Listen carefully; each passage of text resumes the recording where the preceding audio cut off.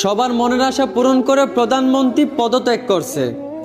ভাবছিলাম এতে করে দেশটা স্বাধীন হয়েছে, কিন্তু এখন দেখি না, দেশটা স্বাধীন হয় নাই, বরঞ্চ কিছু মানুষের জঘন্য রূপ বের হয়ে আসছে।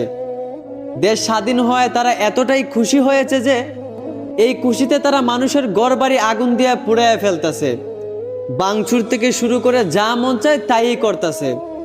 অথচ তারা একটাবার এইটা চিন্তা করতেছে না যে তাদের এই কাজগুলোতে সাধারণ মানুষের কতটা ক্ষতি হইতেছে। আবার তারা নিজেকে মেধাবী ছাত্র দাবি করে। দেখো, মনে কষ্ট নিও না, শুধু বুঝাবার জন্য বলতেছি। আচ্ছা, আমাকে বলবা, যেই দেশ দ্বিতীয়বার স্বাধীন হয়েও মানুষ স্বাধীনভাবে চলতে পারে না, ওই দেশ কিভাবে স্বাধীন দেশ হয়? যেই দেশে মানুষ স্বাধীনতা পায়া অন্যের ক্ষতি করা শুরু করে, ওই দেশ আবার কেমন স্বাধীন দেশ হয়?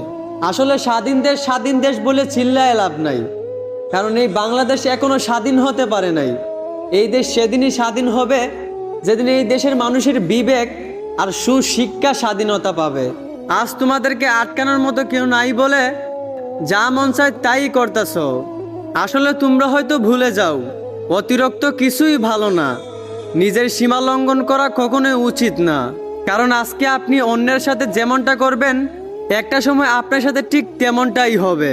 আজকে তোমাদেরকে আটকানোর মতো কেউ না থাকলেও উপরে কিন্তু একজন আছেন, যিনি সব কিছু দেখতেছেন।